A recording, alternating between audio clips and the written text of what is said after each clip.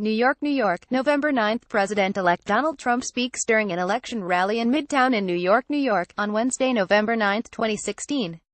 Photo by Jabin Bots for The Washington Post via Getty Images. How many times can a man become President of the United States? Convention might suggest that 2 inaugurations is the maximum. Yet as he has done so many times before, Donald Trump has already defied this convention, and become president many times over. Trump's first inauguration was in March, following his address to a joint session of Congress. During the speech, Trump singled out the widow of Navy SEAL Ryan Owens, who was killed in January during a U.S. raid against an al-Qaeda-affiliated compound in Yemen.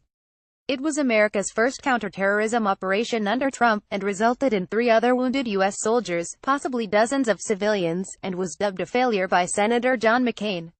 But Trump had kind words that night for Owens, that he died as he lived, a warrior and a hero. Karen Owens, the SEAL's wife, clasped her hands and looked to the heavens in tears as she heard the words. Related, did Donald Trump break the American presidency? He became president of the United States in that moment, period, said CNN analyst and Barack Obama's former Green Jobs czar, Van Jones, who before and since that moment has been vocally opposed to Trump. That was one of the most extraordinary moments you have ever seen in American politics. A few weeks later, Trump became president again. In response to news that Syrian dictator Bashar al-Assad had launched a horrible chemical weapons attack against the city of Idlib, in northern Syria, Trump ordered a missile strike against Syrian government targets. 59 U.S. missiles launched from American naval vessels while Trump ate dinner in Florida with Chinese President Xi Jinping. I think Donald Trump became president of the United States, CNN analyst Fareed Zakaria said the next morning.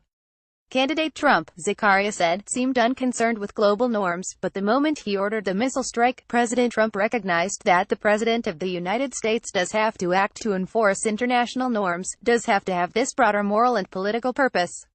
Some variation of the phrase Donald Trump became president has now, as with so many other things Trump has done or said, become a meme, an endlessly recycled sarcastic comment thrown out on Twitter each time Trump does something decidedly unpresidential, or just strange.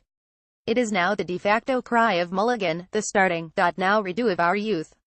A fanciful, playful wish for the record to be somehow erased, or for time itself to begin anew. Related, Donald Trump's unprecedented way of spelling, yet, in those first instances of its usage, we must assume the phrase was genuinely used.